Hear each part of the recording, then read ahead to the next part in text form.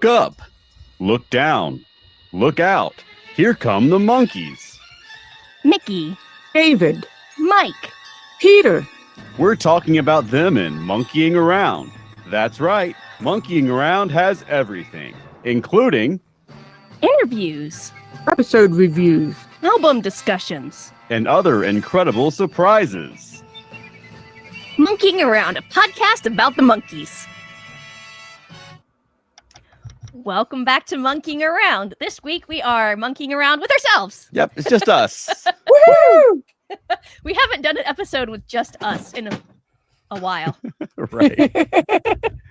Yeah, and I put just us on the title just because I thought it was funny. So hopefully no one's coming here thinking we're talking about the album Just Us. Not yet. We're not talking about the No. album Just Us We're not just there yet. But yeah, Monkeying Around has been a little bit sporadic here over the last several months. You may have noticed if you're a listener. Yeah. Part of that is because this is not our job. Yeah. It's a hobby. Right, And right. so as life gets busy and stressful and we've got personal things going on, it sort of gets pushed to the background. So Elaine suggests that we just do more of these lives. And then we just go out live. It cuts out all the editing and stuff like that. So we can get episodes out more frequently because we miss everybody. Yeah. Plus, the last time we did a live, we had a lot of participation, and that was a lot of fun. Yeah. So Mhm. I really enjoyed that of interacting with people and not just like talking to amongst ourselves. Yeah. And this one's just kind of an informal, just how have we been? What's going on in the world of the Monkees? What's going on with the show? Just like a little Monkees hangout. So Yeah. if you're here, feel free to throw some comments into the chat. We'd love to read them here on the show. But otherwise, you can tell we don't do this regularly because we got things falling on in the background. We're just getting stuff set up. Microphone issues. Right. I'm fogging up my glasses. Mm-hmm. The joys of podcasting that you don't usually hear. Mm-hmm. Yeah, usually on the edits, I'll take out things like when we talk over each other or someone has a case of the sneezes or things fall over in the background and that sort of thing. So as we're going live, we just all have to be careful not to sneeze or breathe or knock anything over. Yeah.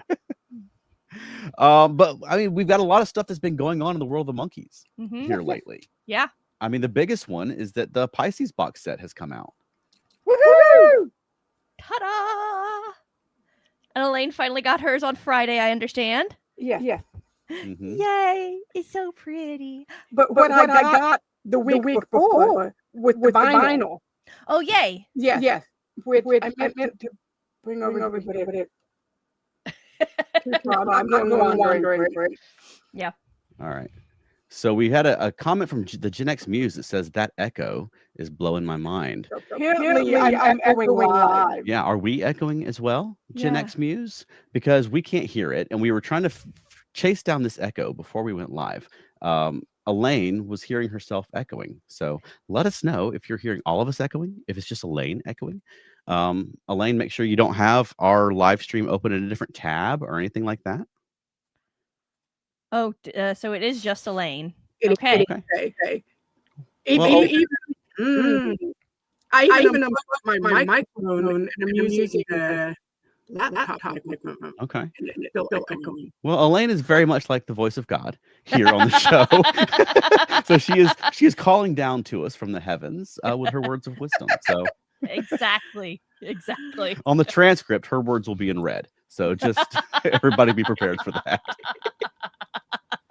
But thank you, Gen X Muse, for joining us. Yes. So let's talk about the Pisces box set. Yeah. Now we received ours, our Pisces Super Deluxe Edition. Indeed. And it has all kinds of goodies in Yeah. it. And I love it. It's Yeah. so exciting. Yeah. And we got the little 45. Mm-hmm. Mm-hmm. So cute. And then of course all of the little bonus tracks. I really liked that there was some of the album cover art for the other countries. I think these are from Japan, if I'm remembering correctly. Yeah, and I love that they put them in these little sleeves. And I've joked before that like the more you pay for a box set, the more likely it is to all be made of cardboard. But I love the little record sleeves, and even inside the record sleeves, you get the little like the dust covers, like it's like the CDs are little records. Yeah. At least it's easier to get those out than like the Blu-ray DVD set. Mhm. Because the plastic sleeve, the paper sleeve. Right. I keep messing with my microphone too. I'm gonna fix it. Well, yeah, we've not delved too much into ours yet. We're gonna do probably a show where we deep dive into this thing. I skipped straight to disc 3 because it had some unheard goodies on there, or things that I had not heard of before.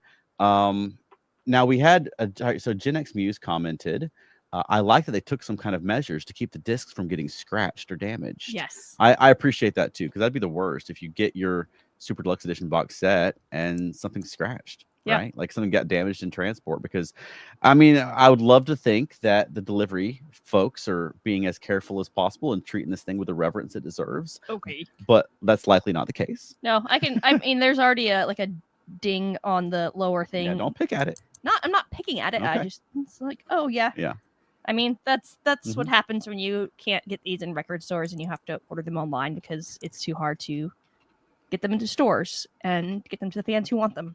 Yeah, but it's a reality of the current world we live in. Yeah, it's a beautiful set though. Yes. And I love that, like, there's enough Monkees fans that they're able to do this sort of boutique release. Yes. You know, that's really just for people like us. Because I mean, I've even seen not ordinary people, but my friends who are nerds who are like sort of debating, like, oh, maybe I should save the money and not buy this expensive box set and that sort of thing. It's really not that expensive as box sets go. Yeah. No. Try to buy one of the ones that you didn't buy the first time around. Yeah. Find that on eBay. It'll be $200 or $300. Yeah. People who were smart, they were like, haha, there's going to be people that aren't going to buy this. Now I'm going to buy it, mark it up for 3 times, and they'll pay it. Now, the Gen X Muse commented, the new remasterings of the album in mono and stereo sound really good. Probably the same they used for that hi-fi vinyl that was released at the same time. And my hi-fi vinyl, it's ordered. I got, as soon as I was going to pass, and I was like, oh, I need to save some money. And then I ordered it, and they're smart. Rhino sent me an email that's saying, since you ordered the Super Deluxe Edition, we'll give you free shipping if you buy the record. And I was like, okay, sold. I'm cheap. I can be bought. Well, in addition to that, we had some news from 7A Records. There's a new 7A Records release coming out. Yay! And that was kind of a joke. Like the first 2 years of our podcast, it was like, if there's news, it's going to be from 7A Records. Yeah. So this from 7A Records, it's A Lost Chapter Finally Restored, released on November 14th. 7A Records is proud to present Davy Jones' Music and Memories, the MGM recordings on CD, celebrating a vibrant and often overlooked chapter of the beloved Monkees' solo career. The CD-only release includes a 16-page color booklet packed with rare photos and detailed liner notes by Joe Marchese. Available to pre-order now. The long story short, we're getting a new Davy Jones release. Yeah. However, this one is going to be on CD only. Yeah. They pointed that out, which is kind of unusual for a 7A Records release. Yeah. We really love the 7A, like the vinyls. Yeah. So I'm curious why this is going to be CD only. Is it a licensing thing or a rights thing? I know that I'm sure that they probably have to pay additional to the rights holders for these tracks to put them out on CD versus vinyl and that sort of thing. Or could it just be a change in the economics of producing records? Yeah. You know, because there's such a backlog of it now. Yeah. So many people are demanding it. Because usually our go-to is just to pre-order the CD and the record right off the bat. And I mean, the artwork you can see if you go to the 7A Records Facebook or website, you can see the artwork. It looks like a beautiful release. And I don't know, I'm really looking forward to it. I'm curious to ask Glenn. Hopefully we'll be talking to him here in the next couple of weeks. Yeah. And hopefully we can ask him in a kind way. Yes. What's up with the record? What's going on? Where's my record? Where's my vinyl? Record? I want to add this to the collection because this would sit nicely right next to Mickey's MGM recordings. You know, so I don't know. I don't know what's up. But what do you think? I mean, I prefer having the option of the vinyl as well, just because it feels different when you're listening to it. For my untrained, not very sensitive ear, I can't hear the difference. Sure. But it just has a different feeling that it evokes when you're putting on a record versus when you're putting in a CD. So yeah, and I mean, audiophiles will be able to tell you. Yes. But I'm not an audiophile. Yeah. But there is a different aesthetic quality to opening up a record and reading the liner notes and just having it there in your hands as opposed to a CD. I like a CD because I can take it with me in the car, throw it in the CD player. They're more compact on the shelf. But I do just love even taking the audio out of it, just the tactile holding the record in my hand and opening it up and reading the big booklets and that sort of thing. Yeah. I just really enjoy having both. Now, I'm not saying this to crap on 7A. I'm sure 7A is doing everything they can do, and I'm perfectly happy to buy this on CD. Yes, heck yeah. But I am curious. Now, Elaine, let's see if you still have an echo. Let's see. I still have an echo. Okay. We don't but know. at least I can hear you. Okay. Okay. Because the headphone quit working. Oh, okay. Well, that's fun. Well, this is the joy of going live. Yeah. That's also something we say. We do live shows on stage quite a bit. Yeah. And it's like, this is the joy of live theater, right? You don't get this from an AI thing. An AI is not going to mess up and have an echo. I mean, I remember when I was like in my late teens and early 20s, I would go to Renaissance festivals all the time. And I knew these acts inside and out because I would like sit at the stages all day for weekends upon weekends every year. And so I knew their sticks, I knew their things, and they were still funny for me even after many years. But it was more funny when they messed up. And most of the audience didn't know that it was a mistake. But for me, it was even better. In our live shows, you like when we mess up and you think the mistakes are funny. I lie awake at night and think about them. I love bloopers. Okay. So that I would say my chuckling. Yeah. So, Elaine, are you planning to buy this Davy Jones Music and Memories, the MGM recordings? I believe I already pre-ordered it. Nice. Yay. Yeah. It's exciting. Absolutely. Yeah, and so those are the big things right now that are going on in the world of the Monkees. What have we been up to aside from that? I mean, we used to be on a pretty regular schedule getting our show out about every 2 weeks. Yeah. Turned out every 3 weeks, and then about every month, and every month and a half. And right now, I just finished editing tonight a show that we recorded with Derek back in July. I'm sorry, Derek, if you're listening to this, don't be mad at me. But I'm hoping to get that out tonight. It's just the editing tends to be a little time intensive, and life's just not been cooperative lately. But hopefully doing this new live format, assuming that we get all the kinks worked out, hopefully it will be it'll get us out and talking about the Monkees and just carrying that torch more regularly. Yeah. But Veronica, what have you been up to? I mean, like we've been doing a lot of shows over the last couple of months. Yeah, that's true. Primarily at Dragon Con. We got some felt nerdy stuff coming up in November. With the Puppet Show, and we're going to be at Conjuration, which is a fantasy convention in Atlanta. So if you're in the Atlanta area, come out to Conjuration. Yeah, this will be the first time we're performing at Conjuration. Yeah, mostly because, I tend to do all the writing and coming up with the shows, and I'm more of a sci-fi guy than a fantasy guy. And back when Conjuration started, I thought of it, and maybe I'm right, maybe I was wrong. I thought of it more of as like a Harry Potter thing, and I didn't know. I like missed Harry Potter. I was too old for it. My daughter was too young for it. We weren't huge into Harry Potter. You were. Yes. I was exactly Harry's age throughout the entire thing. But I can write Star Trek and Doctor Who jokes way easier than I can write Harry Potter jokes. But we've become better friends with them through we do Stellar Fest, which is a sci-fi convention here in Atlanta that just started this past year. That's run by the same folks as Conjuration, and I run the Star Trek track for Conjuration. So I've gotten to know Chris and Angela much better, and so you talked me into going and doing Conjuration. By talked in, he means I submitted the panel for us to do a show, and then he was very surprised when he was asked if we wanted to do 2 shows. Yeah, I was like, am I doing Conjuration? What's funny was I knew before you did. Because I saw on her phone applying for it. Right. Now, Gen X Muse had a comment that says, love Derek and Craig. Yes. We love Derek and Craig. They're awesome. And Derek's here local for us, so we hang with Derek just as people. Yeah. And yeah, we love those guys. And I need to ask Derek or Craig because they did, they're working on their mixography book for the Monkees.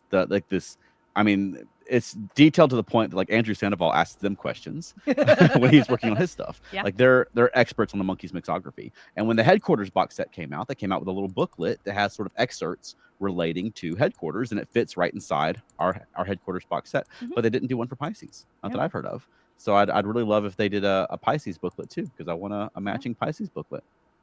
Heck yeah. Not you? Absolutely. So Derek and Craig, if you're watching, what's up? Where's our Pisces booklet? People would buy one. Yes, we will happily fork over money for it.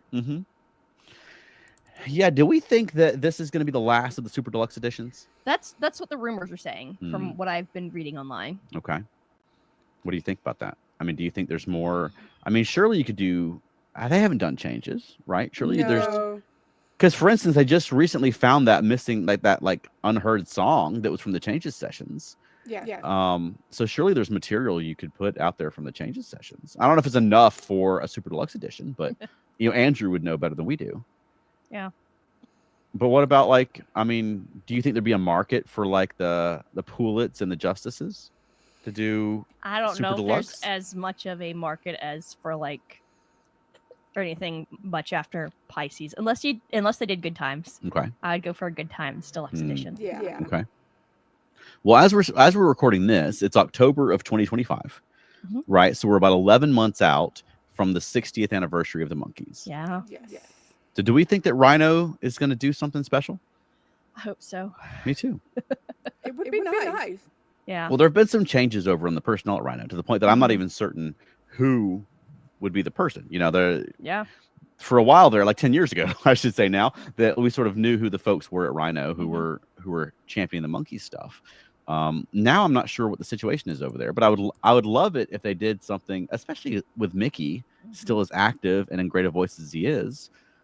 I've said this before on the podcast, but I mean, this, knock on wood, hopefully not, but I mean, you don't know for certain that there will be another 10-year anniversary of the Monkees where you have one of the living Monkees who is as active and great a voice as he is. Yeah. And so I'd hate if they passed on that opportunity. Even just from a business perspective, if you own a record company who has the license for the Monkee stuff, to get some stuff out there and some new material. Yeah. But if they were going to do something over the next 11 months for the Monkees, what would you like to see? A tour. A tour. Yes. Okay. Yes. I would also love it somehow if you know the movie stuff they do behind in the tour. Right. They could release that. Yes. So I can watch it at home. And because there's been a few times where it's I forget to watch the concert because I was looking at what's behind Mickey. Yeah. Right. Yeah. So I would love that. Now, I think that Andrew Sandoval has been largely responsible for a lot of that stuff that we see at the tour. Right. Yeah. I don't know how. I think that he has stepped back from doing the tours. So I don't know. It's been a little while since he's come to our area, so I'm not even certain how much of that still goes on in the background of Mickey's tours. But I would love it for there to be a big Monkees branded tour, not just Mickey Dolenz of the Monkees, but a big. And I know it's just Mickey. Yeah. Right. And he used to joke about whoever's the last one standing will be like, hey, I'm the monkey. But I would love some sort of big Monkees thing that we can all go see and celebrate and have a good time with. And I would love it if they did something sort of my dream project, I guess, for the 60th has been kind of like a cross between Good Times and the Missing Links, where you could take some of these unfinished tracks where they just had the backing vocals or they had unfinished demos and things like that and complete them and have Mickey throw some vocals on some of these backing tracks and that sort of thing, and just to flesh it out and give you some new material. I don't know how Dolan sings something. Right. Now, if Mickey's going to do something just independently, he doesn't need Rhino for that. Yeah. He could just team up with 7A or whomever and do another Dolan Sings. I'd love Dolan Sings Nilsson or something like that, right? Or Dolan Sings McCartney. I would listen to that too. Right? Yeah. I was. That'd be hilarious. Dolan Sings the Beatles. I would totally listen to that. And then get Paul McCartney to sing back for him. Yeah. He's cheap. Yeah, right? I'm sure he's not doing nothing. I know. Yeah. But I'm hoping that Rhino will do something special. And if he does, then I'm hoping that Mickey himself will just, because he's Mickey Dolenz. Yeah. He can do what he wants. Right? He can just he could do Dolan Sings the Monkees if he wants to, and he doesn't need Rhino for that. But I would love it if they got something new out of the vault. I'm hoping it won't just be the greatest hits of the Monkees, re-released now in 4D or whatever they do, I'm hoping that it'll be something with some new material, and then I would really love just more of the Good Times sessions, because there were more songs from Good Times. There are a few songs that were completed from Good Times that sort of got pushed off into the bonus CD in Japan, or the bonus CD if you bought it from this record store and that sort of thing. Just get it all with the bonus tracks on one release. But I mean, there were some other songs in the works that just never got completed that they could always go back and complete. Yeah, that'd be amazing. Yeah. And kind of in relation to the world of Monkees, the Monkee Men have been slowly inching their way across the country from California. They're getting closer. They've made it to Texas, I've heard. Yeah, so they're in the Midwest. You're halfway there. Yeah. Someone commented on a Monkee Men post the other day, like, come to the East Coast, and they were like, we're working on it. So I have no doubt that they would love to be in every state they can be in. Oh yeah. You know, there's some economics behind it. It could also be that the Beatles, or a Beatles tribute band for the Fab Four, is an easier sell to some of these venues than a Monkees tribute band. The Beatles have, they cast a longer shadow than the Monkees do. Yeah. But yeah, I would love to be at a Monkee Men show. I would love for the Monkee Men to open for Fab Four. Sure. Because I think that would be a great double headliner, and the people who are into the Beatles probably like the Monkees, and once they see the Monkee Men, they'll be like, I would go see them even without the Fab Four. Right. I know they've done that. That was like the first time that they performed was opening for the Fab Four. That was based in California, where the bulk of the Fab Four team members are based. Yeah, well, that's where Ron is. Yeah. And I know Ron's a big fan of the Monkees, obviously. Yes. But also, even just in the Fab Four shows, they have their regular bits, poking a little fun at the Monkees. And it'd be hilarious. They could come out and like poke back at them. Right. Well. Yeah, because before you see the Fab Four, see the pre-Fab Four. Yeah. Right. Yeah. I'm hoping that they'll make their way out here, especially over the next year, like we said, for the 60th. Yeah. I think it'd be a great time to just go to a Monkee Men concert, and that's kind of the fun of the concerts. It's an opportunity for all the fans and the people who love this music to get together and enjoy it live and in person. And for a while, we were able to do that at the Monkees shows. And we can still do that to an extent at Mickey's shows. His shows haven't come around our area. Yeah. Here for the last couple of legs of his tours. Yeah. You know? No, there's been a few times when we traveled to South Carolina. We went to Florence, South Carolina together one time. Yeah. We went to Orlando one time because they weren't coming to Atlanta. But I would love it if he came just close enough where we can all travel to see him. We saw advertisements for him when we were in Boston. Yeah. But it was going to be after we were out of Boston. we couldn't stay in Boston for 2 more weeks to see Mickey. But Mickey still puts on a great show, so I'm hopeful that he'll remain active, and especially over this next year for the anniversary year. I'm hoping that even if Rhino doesn't do anything, that Mickey will still take advantage of the situation and use the 60th anniversary of the Monkees to help promote himself and to get himself out there, and hopefully team up with 7A and Christian Nesmith again and do another Dolan Sings or something similar. Yeah. I would love it. I've said this before, but I would love it if he just did Dolan Sings Dolans. Yeah. And just did new versions of all these different songs he's done over the years that he wrote. And we can get, we had a Demoiselle that's largely a lot of sort of rough demos, but, just have someone like Christian Nesmith produce it and have just nice quality versions of these songs. Because Mickey, he doesn't give himself enough credit, but he's a very good songwriter. Yeah. And I would love to hear more of his stuff, like with a proper production and release, Yeah, absolutely. I'd buy it. Or just do more REM songs so he comes to Athens again. I know, right? Yes. Because we really lucked out when he did that record release party in Athens. And I was like, wow, what are the odds that Mickey Dolenz is doing a record release party and it's like 90 minutes from where we live? I know, right? I know, and then for REM to be there. Yeah. Right. To show up. Mm-hmm. It was mind-blowing. Yeah, that was a great day. Yes, it was. So what have we got coming up? So we've talked. I mentioned this a little bit, but we're going to move over into more of a live format, Yeah.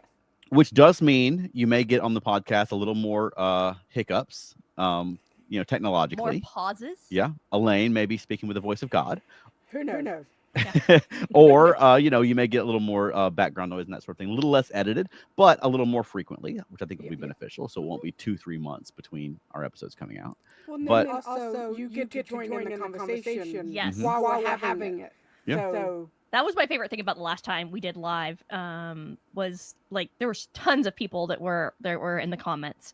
We go live with Earth Station Trek weekly, so it's a little bit easier to because we're like 8:00. Thursday night, we're sitting down and talking about Star Trek. Getting something a little, probably not every week, but getting something closer to that and regular with the Monkees. So you guys can plan around us. Yeah. And that's something that, like you said, it's a big change that we did with Earth Station Trek a few years ago.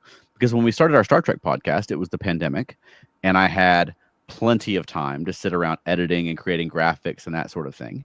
And you would spend like all day Saturday, all day Sunday, most of Friday night. Right. But it was lockdown, so I had nothing else to do. Yeah. I needed something to do, so I really appreciated it. But as life went back to normal and got busier, we ended up going to a live format, which is less edited, less time spent on the graphics, less time spent, after the fact, like polishing it. But we really have enjoyed going to the live format where we get, live feedback from listeners who can comment on the chats. And so we're hoping to do the same thing with Monkeeing Around. So that to be said, if you're watching this and you're not subscribed to the Monkeeing Around YouTube, hit subscribe because we need subscribers so it even shows up in feeds. Like I have a hard time finding our own YouTube on YouTube because YouTube does not want to show you a podcast that has 20 subscribers. So, we're gonna be putting more of a focus on the lives on YouTube. So do us a favor and hit subscribe and hit like, and that helps us with the algorithm and helps more people find us. And let's have a regular, every other week kind of Monkees party and just keep that flame going. Absolutely. So Elaine, is there anything that we have scheduled that we can go ahead and talk about, or is there stuff that's still in the works? We are next Sunday going to go live with Chris from Gen X Muse. Okay. To talk about Dance Monkey Dance. Okay. Which is the episode after the one you're fixing to release. Okay. Great. So I'll hopefully. The name of that episode now. I think it's One Man Shy. That sounds right. That should be going out hopefully tonight, which is the 19th of October. And so the 26th of October, you're saying we'll be going live with Chris from Gen X Muse. We're very excited about that. Yes. And then we've got some other stuff in the works, but I don't know if we can talk about any of that yet. Not yet. I don't have anything. Okay. Nailed down yet. Mm-hmm. Yeah. And Gen X Muse said, "Thanks for the shout out, Elaine." And that's something that we love to do, but similar to what we've done with our friends who do the hard rock podcasts, right? Like Metal Geeks? Yeah, the Metal Geeks, the Metal Exchange. I was trying to think of the names of their shows. They do metal podcasts, but they're big Monkees fans. So they don't often get the time to talk about the Monkees on their metal podcast, although they do. But we'd love to give them the opportunity here to come join us and geek out over the Monkees, because a lot of folks who are into a variety of music as adults grew up with the Monkees, and a lot of us, we didn't. I grew up with the Monkees a little bit. We didn't really get into the Monkees though until we were adults, and so we're sort of outliers as far as Monkees fans go. Where we came to the party as everyone was sort of sweeping up, like, all right, let's get started. and so we're trying to do everything we can do to keep this party going. So the 26th we'll be going live. Do we have a time for that yet? No, not yet. Not yet. Okay, but it'll be check our Facebook page. Evening. Yeah. So if you don't follow the Monkeeing Around Facebook or Blue Sky, follow us, and we'll certainly be announcing that. We'll be excited to come on and talk about the next Monkees episode. And Gen X Muse comments, "My experience goes back as far as the CBS reruns." Oh, wow. Wow, that's pretty far. Yeah. For those of you that don't know, my first memory of a Monkees songs is when Smash Mouth did "I'm a Believer" for Shrek. And I did not know it was a Monkee song. I had no idea who the Monkees are. I didn't. Now, I don't know that I could have told you when I was, what was that Shrek, like 99, 2000, 2001, somewhere in that range? Somewhere around that when I was around 20, I don't know that I would have been able to pull from my memory that it was a Monkee song, but I knew it was a song from the oldies station because I grew up listening to oldies radio. I didn't always know which band was which, but I knew those songs front and back. And so I was the one telling people, like, this isn't a new song. This is an oldie. So they're just ripping off the oldies.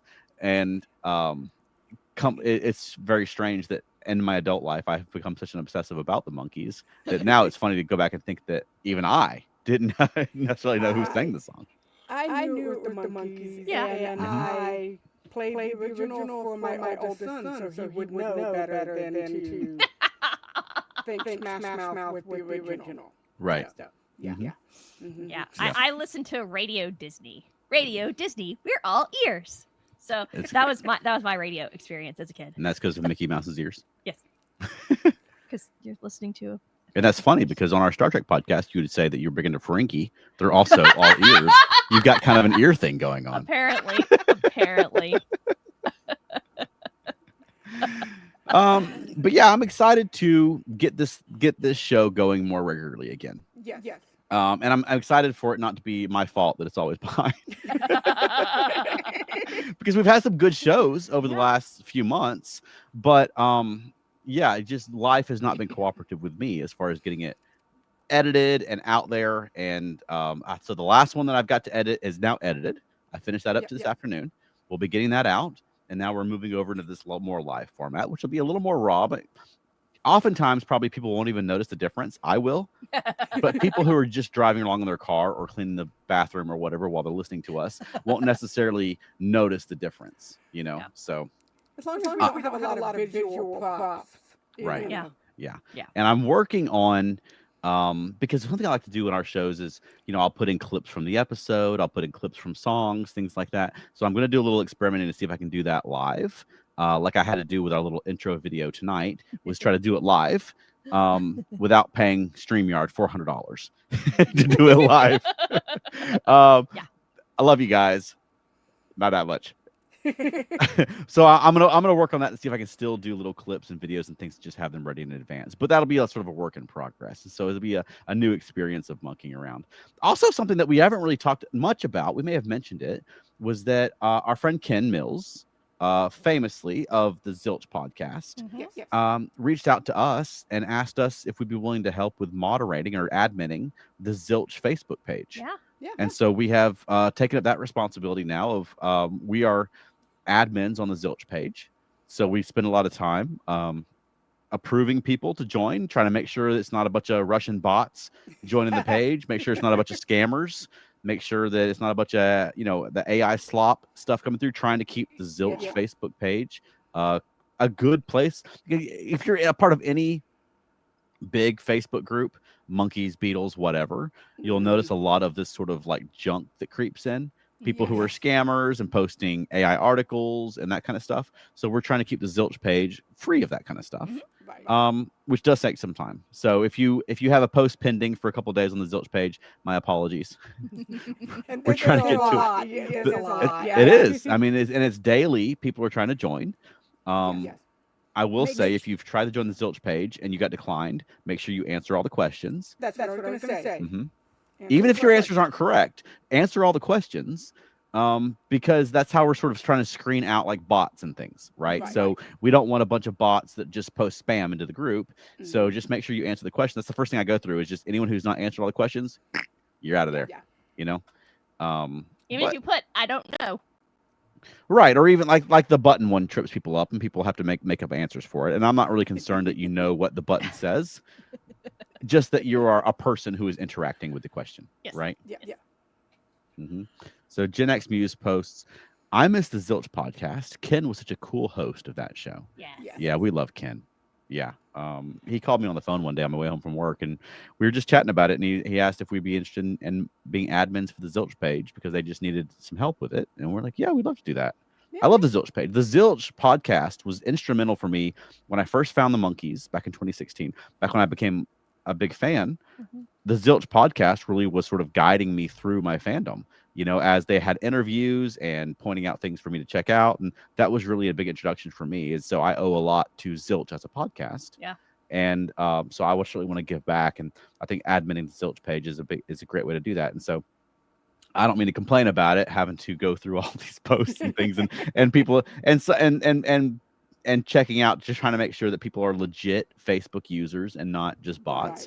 But we are trying to keep it a good place on Zilch. So if something you had got declined, please know it was with good intentions. And if you think it was legit, please resubmit so we can take another look at it. Yes. Indeed. All right. So what else we've been listening to? Because something we always like to do on the show is like, what do we call it? You may also like. You may also like is our you may also like, because you know we obsess over music that's 60 years old. at this point. Yep. But there are a lot of people who are making good music now. That people who, that if you like music of 60 years ago, that you may also like, right? Yeah. One album that just recently came out that you and I have been listening to is called A Woo Yes. by the Ruin Brothers. Yes. We love the Ruin Brothers. Yes. And their debut album is still my favorite. This is their fourth album. Yeah, their third album is my favorite, 10 Paces. But the Ruin Brothers are very much in the style of like 1950s cowboy music, but they take that in very interesting directions with every album. Yeah. And every album is very different. And this latest album is a lot slower, more introspective. They've compared it to a concept album, kind of like Frank Sinatra's In the Wee Small Hours of the Morning, where it's like you're traveling alone across the desert. You're listening to this album, and it's really good. It's called Awoo, AWOOO. And it's a very good album, and we're planning to go see the Awoo tour in where is it? In Kentucky someplace? Lexington. Lexington? I don't think it's Lexington. No, it's not Lexington. Oh gosh. Somewhere in Kentucky. Yeah. Right after Thanksgiving, we'll be traveling up there to try to see the Awoo tour because they're not coming to Atlanta. No. This is the first time they've done a tour in a really long time where they haven't come to Atlanta. They are pretty regular Atlanta tour people. But they're a duo that we like a lot. Yes. Very talented. If you like, Roy Orbison or Johnny Western or Elvis or that kind of stuff, they have a starting point of sort of like, cowboy songs of 1959, 1960, but then they take it in very interesting directions, which is really good. Now, another album that I like a lot, and I brought some show and tell, is this. It's called The Thrilling, Chilling Hooks and Haunted Harmonies from Big Stir Records. It's a collection from Big Stir Records. Now, you may recognize this cover as being similar to an old Disney sound effects record. Yes. But this is a double LP of new or newly recorded Halloween songs. The gatefold opens up to a board game that you can play the board game. The album, hang on. And I just want to note that the cover has some like texture looking stuff to it to make it look like it's an old warm album. Yep, and the cover is on this spooky green vinyl.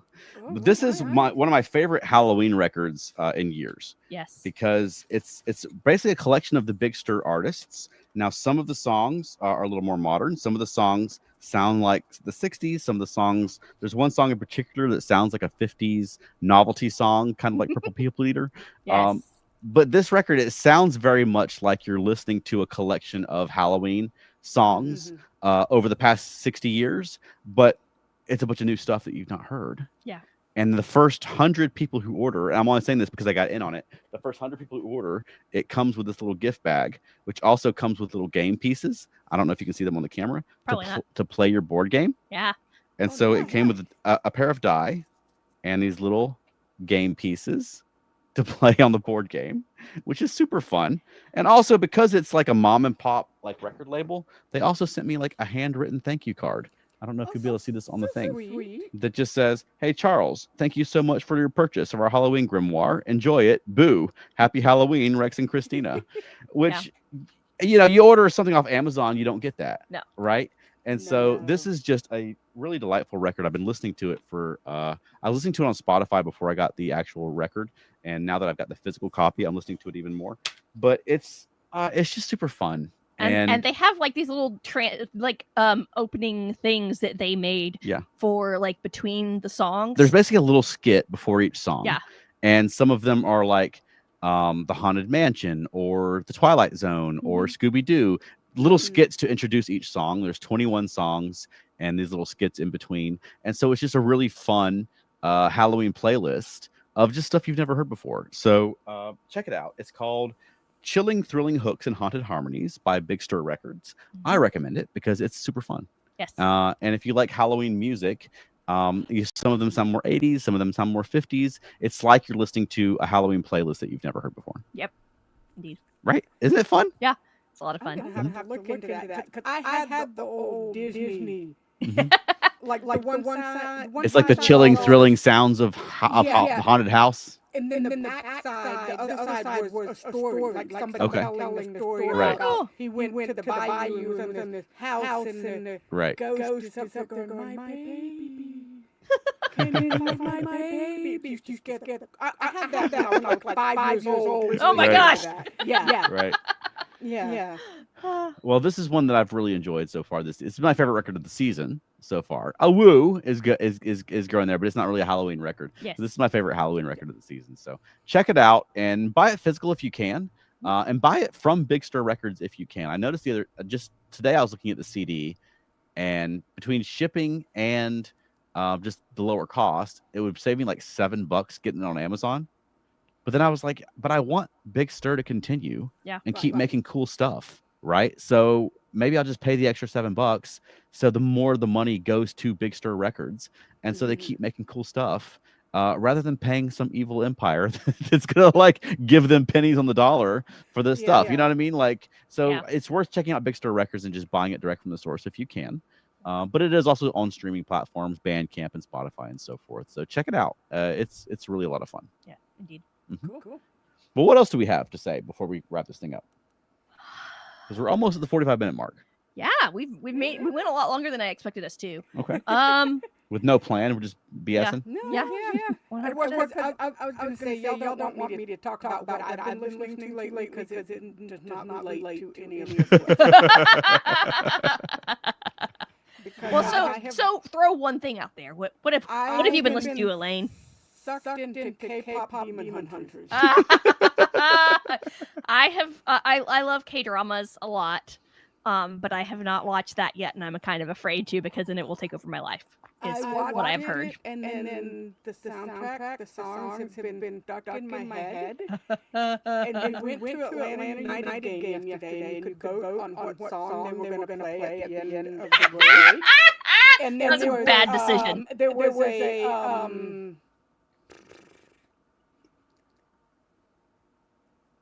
some group I've never heard of, a group that I can't remember their name, Taylor Swift, and a song from K-pop Demon Hunters. I was on my phone voting over and over again for K-pop Demon Hunters. No Taylor Swift, I want K-pop Demon Hunters. Please, thank you. Well, we need to watch it. Yeah. Because I've heard a lot about it. I've heard good things about it. The songs will get stuck in your head. Well, Elaine, where can people find more of you? You can find me on Facebook at Elaine and Matt Watch TV, where I'm chronicling what me and my husband Matt are watching on TV. And then you can also find me on Monkeeing Around on Facebook and Blue Sky, where every weekday I try to post a poll for you to vote for your favorite song. Sometimes your favorite episode. Depends on if I'm changing things up. We also have email, monkeyingaroundpodcast@gmail.com. And we also have a Facebook group. If you want to post things, it's Monkeeing Around discussion group. Right. Yeah. Join us there. That way you can post things there too. Yeah. And how about us, Veronica? FeltNerdy.com. Yes, right. And if you're in the Atlanta area, you can find us at Conjuration. We'll be performing there.